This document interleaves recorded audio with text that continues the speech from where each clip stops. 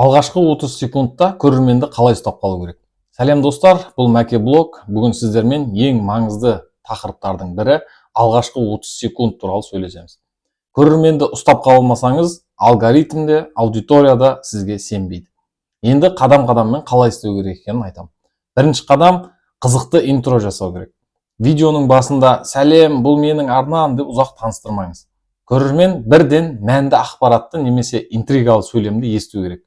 Мысалы, көп арналар мына қателікті жібереді. Дәл қазір айтып беремін. Екінші қадам.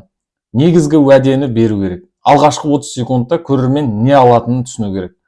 Бұл видеода мен сіздерге 1000 жазылушыға тез жетудің 3 әдісін көрсетемін деген сияқты. Үшінші қадам, кадрларды динамикалық түрде ұстау керек. Кадр тым ұзақ тұрса, көрермен шығып кетеді. Әр 5-7 секунд сайын аздап өзгеріс енгізіңіз. Сурет, мәтін, жақындату, алыстату деген сияқты. Төртінші қадам, музыка мен эмоция қосыңыз. Қысқа әуен, энергиясы жоғары сөздер көрерменді ұстап тұрады. Сіздің дауысыңыз да сенімді әрі сергек болу керек.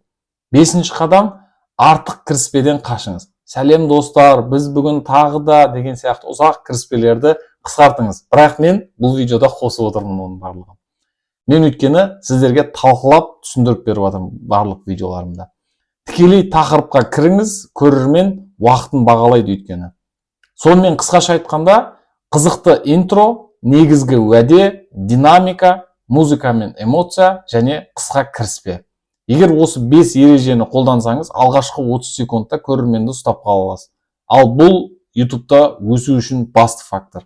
Келесі видеода мен сіздерге видео қанша минут жасаған дұрыс, сол туралы тақырыптарды айтатын боламын. Арнаға жазылып, қоңырауды басып қоюды ұмытпаймыз.